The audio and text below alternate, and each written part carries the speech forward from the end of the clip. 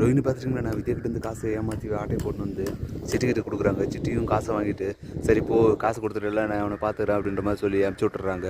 அவள் ரோஹிணி போனதுக்கப்புறம் பார்த்துட்டிங்களா, சிட்டி வந்து பிஏ கொஞ்சம் காசு கொடுத்து நீ ஒரு 2 மாதத்துக்கு இந்த காசை வச்சுங்கன்னா செலவு பண்ணிட்டு எங்கன்னா தங்கிட்டு இருந்துட்டு வா, அதுக்கப்புறம் வா உனக்கு வேலை தரேன் அப்படின்ற மாதிரி சொல்லி அனுப்பிச்சி விட்டுறாங்க. இதெல்லாம் தெரியாது ரோஹிணி பார்த்துட்டிங்களா, அதெல்லாம் அப்பா இதோட பிரச்சனை முடிஞ்சிடுச்சுன்னு சொல்லி ஜாலியாக வீட்டுக்கு போயிடுறாங்க. வீட்டுக்கு போயிட்டு பார்த்திங்கன்னா மனோஜ் கூட ஆஃபீஸுக்கு போகிறாங்க.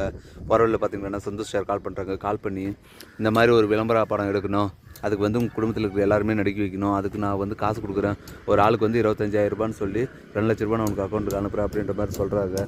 அதை கேட்ட மனோஜ் வந்துட்டு ரொம்ப சந்தோஷப்படுறாரு. சரி சார் நான் ஃபஸ்ட் நடிக்க வச்செல்லாம் ஒன்றும் பிரச்சனை இல்லை அப்படின்ற மாதிரி சொல்லிவிட்டு வீட்டில் இருக்கிறவங்ககிட்ட போய் பேசுகிறாங்க.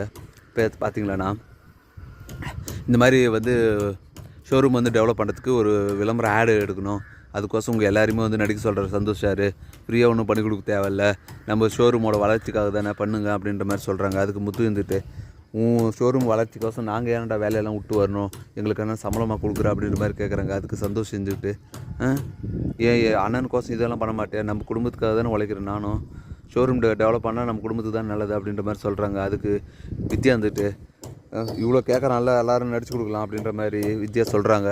அதுக்கு ஒரு வழியாக எல்லாருமே வந்து ஓகே சொல்லிடுறாங்க.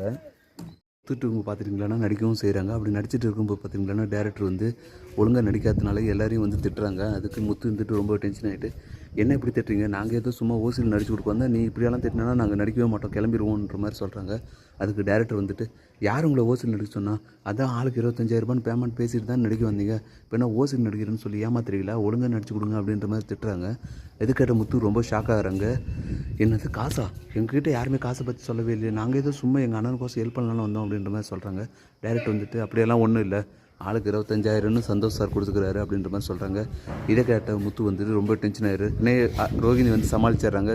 இல்லை நாங்கள் நடித்த பின்னாடி காசு கொடுக்கலான்னு இருந்தோம், அதுக்குள்ளே டேரக்டர் உழைட்டாரு அப்படின்ற மாதிரி சொல்கிறாங்க. இதோட இன்றைக்கான எபிசோடு வந்து முடியுது. அடுத்து என்ன இன்ட்ரெஸ்டிங்காக நடக்க போகுதுன்றதை நான் இன்னொரு வீடியோவில் சொல்கிறேன். Until then bye by.